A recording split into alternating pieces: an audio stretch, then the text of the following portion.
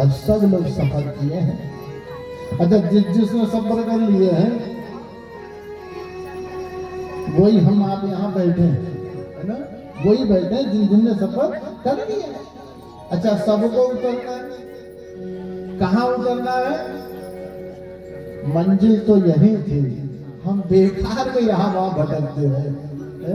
मंजिल तो सबकी शमशान ही है। जो दीपक जला है वो इसीलिए जला है कि एक ना एक दिन बुझेगा। जिसका जन्म हुआ है उसका मरण सत्य है, उसका मरण सत्य है। उसका जन्म ही इसलिए हुआ है। तो जन्म ही क्यों हुआ?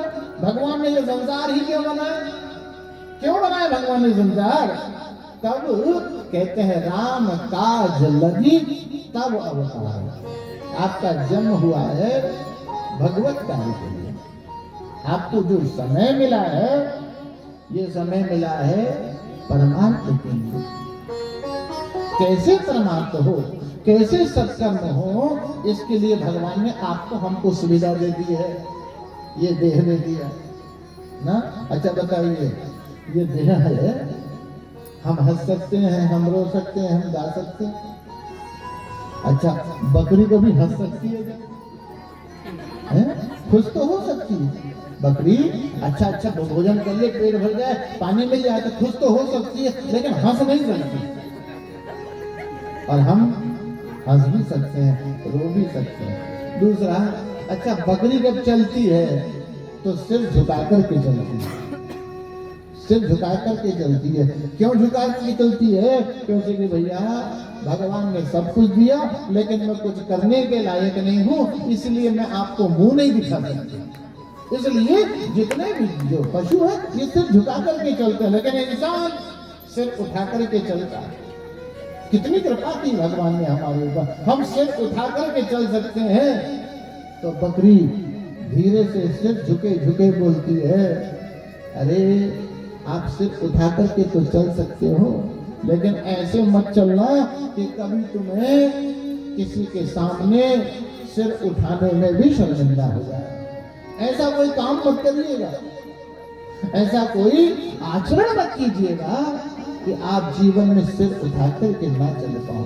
जब भगवान ने दिया है ये प्रसाद तो इसको खूब भाव से ग्रहण करिए और खूब हंसो, खूब मुस्कुरा, खूब सत्कर्म करते रहो, जिससे आप सिर उठा करके चल सके। जब आपने कथा कराई, आपने कथा सुने, बताइए सिर उठा करके चलोगे कि झुका कर? उठा करके चलोगे। अच्छा, आपने कोई अपराध किया, कोई चोरी, कोई व्यभिचार किया, कोई पाप आचरण किया, तो क्या करोगे? पुलिस वाले क्या करते हैं? ऐसे अपराधियों को मुंह बांध देते हैं। देखा होगा आपने, अगर ये पेशी पे मिले जाते तो मुंह बांध देते। क्यों? तुम्हारा सिर किसी को दिखाने के लायक नहीं, तुम्हारा मुख किसी को दिखाने के लायक नहीं। श्रीमद् देवी भागवत जी की कथा वेदव्यास जी ने गाया, और उसके बाद में माँ भगवती को स्मरण करते हुए पावन चैत्र मास की नवरात्र में हम आप श्रवण कर रहे हैं। माँ भगवती सभी का कल्याण करे।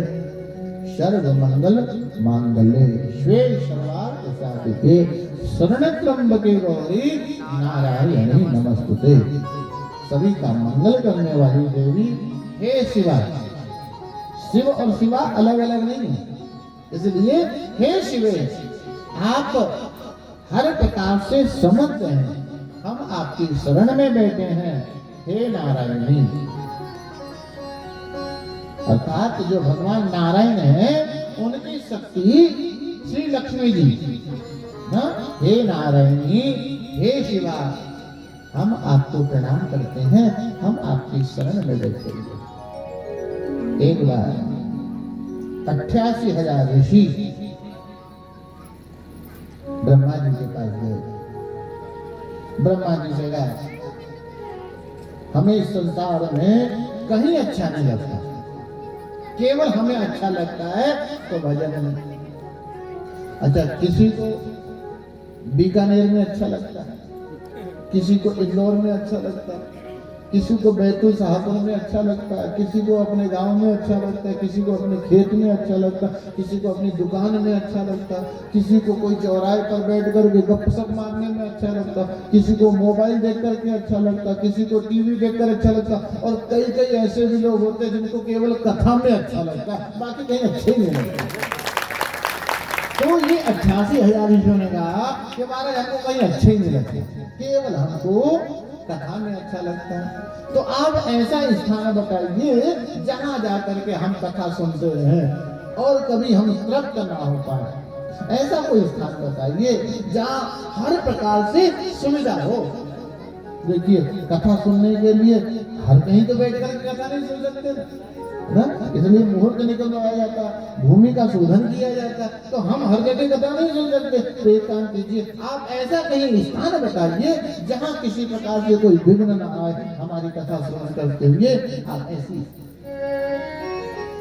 तो ब्रह्मा जी ने कहा देखो, तो ब्रह्मा जी ने अपने मन से एक चक्र को प्रकट किया और वो चक्र को छोड़ा।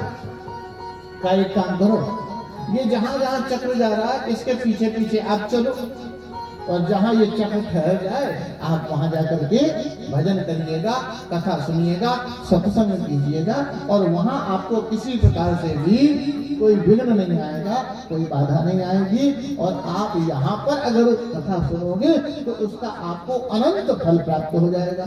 तो ब्रह्मा जी के छोड़े हुए चक्र के पीछे 88,000 ऋषि चले। अच्छा, ये 88,000 ऋषि कौन है? जैसे हम चलते ना तो फलानी सेवा समिति है ना, ये फलानी दुर्गा उत्सव समिति है, ये फलानी भागवत समिति है, ये फलानी समिति है। तो ऐसे जो 88,000 ऋषि हैं, इनकी एक समिति है जिनका नाम है शौनक। ये शौनक क्या है? ये 88,000 ऋषि है, ये इसी नाम से जाने जाते हैं, शौनक 88,000 ऋषि। तो ये शौनक ऋषि जो है जहां पहुंचे तो वहां पहुंचे जहां पर जो है एक वन ही वन था, चारों तरफ जंगल ही जंगल था, और उस जंगल में वो चक्र गिरा।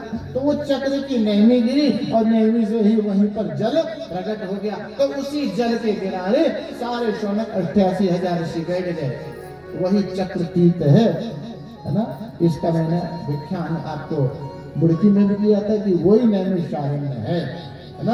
अच्छा, जितनी भी कथाएं प्रारंभ होती है ना, सब नैमिषारण्य में ही प्रारंभ होती है।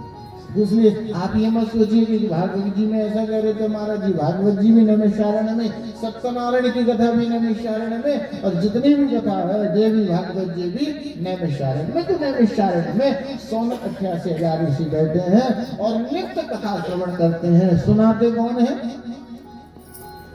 सुनाते कौन है? सूत जी। सूत जी कौन है?